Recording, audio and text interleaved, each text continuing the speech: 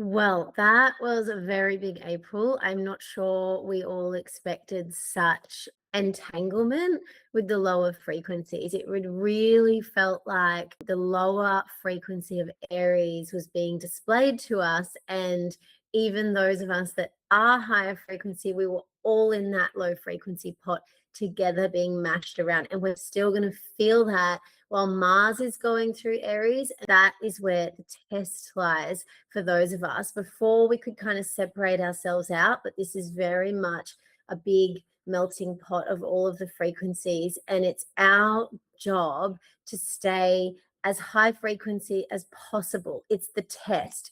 And the thing that is helping us is the Saturn and Neptune conjunction in Aries. I mean, they're not really conjunct anymore. Saturn's moved on to 8 and 9 degrees now, but Saturn in Aries is helping us to have the discipline to stay true to ourselves and our inner world. Neptune in Aries is helping us to come into our own intuition and our own spiritual truth. Both Neptune and Saturn and Aries are bringing us truth for people around us, and universal truth with a capital T. At the end of the day, the higher frequency of Aries is that really strong inner world. It is a secure person. Once we have all mastered this, then we can all relate to each other from that place of inner security. So even when that external world starts getting messy, and yes, the lower frequencies are playing their stuff out, we are just being asked to master our inner world more and more and more, honing our sword of truth, because Aries is actually a sword, and it is the sword of truth. What's your sword of truth? Every one of us has our own. And so the point in this time is that we are temping our swords of truths in the steel of the flames of truth. Yes. So no matter how noisy and hard that external world gets, it's to bring you to a stronger sense of inner self. Now, as that is playing out, we also have Uranus going into Gemini. Obviously, everyone's talking about this in the astrology world as well. This is a really big deal because Uranus is the higher mind and Gemini is the lower mind. And we're going to be putting those two together. Again, the lower frequency of that is being very scattered. There's going to be a lot of distractions, especially with technology. We have Pluto in Aquarius. I will keep saying this for the next 20 years that Pluto is still in Aquarius. It is showing us the dark sides of technology, right? And so now we have Uranus in Gemini, very much technology, and it's going to be showing us, not showing us, it's going to be distracting us, right? At an all-time high. Shit's going to get real in terms of distractions and with technology. Again, what is the lesson right now? Coming back to your truth, to your center, to your inner world. That is why Master Saturn, Mega Saturn, is holding us there through this time so that we really do become very independent, sovereign beings. Neptune's going to be spending 15 years in Aries, getting us to master and hone our inner world. Uranus spends 7 years in a sign. Uranus in Gemini will be very distracting on the lower frequency. But again, we always have a higher frequency in astrology. And so the higher frequency of Uranus in Gemini is actually all of us being able to connect to our higher mind intelligence, to having incredible downloads that will bring and move us forward as a humanity. And that is so exciting. Obviously, technology can be wonderful. And that's the point of Uranus. It is so far ahead, it is so far in the future that it drops the seeds to us in the present. Everyone thinks Uranus is unpredictable and spontaneous. It is absolutely not. It is the mad genius. It can see so far in the future that when it starts planting those seeds for us, it's seen as unpredictable and chaotic. Yes, it might throw the dust up of your life, and therefore it does seem unpredictable and chaotic, but it always knows what it's doing and it always has a purpose. So again, we need to look in these times at what are the higher octave options and opportunities that are available to us through the astrology. It's crazy to me that there is anything to fear with astrology, because it is such a beautiful map guiding us towards our highest possible opportunities that are available to us.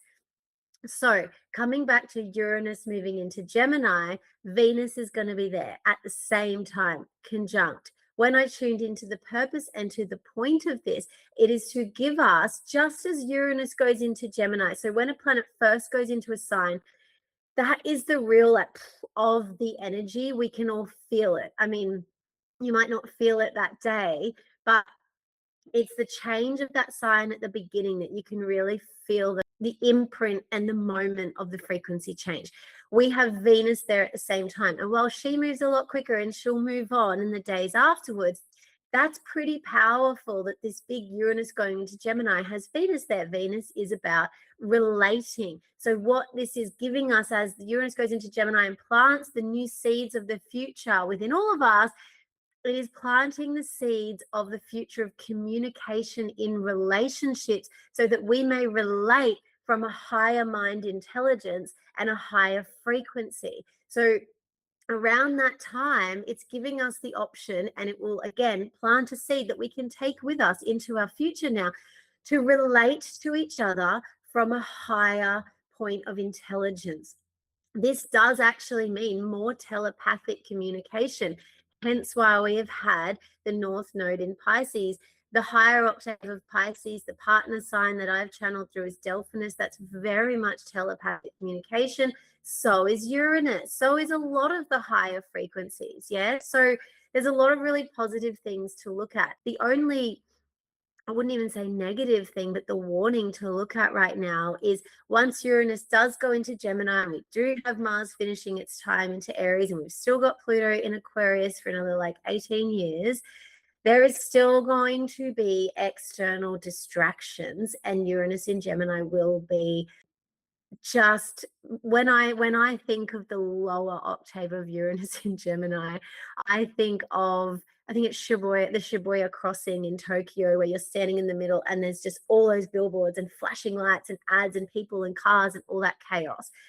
That's the potential of what Uranus in Gemini can offer in terms of distraction. Vroom, come back to that Saturn and Neptune in Aries and honing your inner world. Craft out silence. Craft out time for yourself and a practice of your own inner world. Be very discerning about the people that you have around you, the conversations that you're having. You get to choose now. You get to be the master of your own reality. And so the point of the astrology right now is getting all of us to come into our true sovereign selves and create a whole new way of being. And that's not just going to happen. We're not just going to all of a sudden wake up and it's rainbows and we have amazing people around us. We are here in this time because we are strong enough to handle all these distractions and things, come back into that sense of self and be excited because there is so much new coming, and you get to be the master and the creator of your world. We all get to create our new world. We get to create new systems that flourish for everybody. It's a really wonderful time despite its challenges. This is so exciting. This will always be a time that's remembered, and you're here for it. The other thing that I want to add is we had that really intensity that was building in April. We had two yods. Yods are 3 points that are in conflict and tension with each other and struggle to agree. When I think of a yod, I think of like a slingshot being pulled back. 1, 2, 3 points. The tension's building and the tension's building, right? We had one with Saturn in Aries, Pluto in Aquarius, and the South Node in Virgo. And then Mars came along and made its own Mars in Aries, Pluto in Aquarius, South Node, Virgo. Once Mars made its yod, you could really feel it. That was I was seeing that in my daily life as well as in the world. Mars has released its yod and Saturn's finishing its over the next couple of days. But now Neptune has made its own yod, Neptune in Aries, Pluto in Aquarius, South Node in Virgo.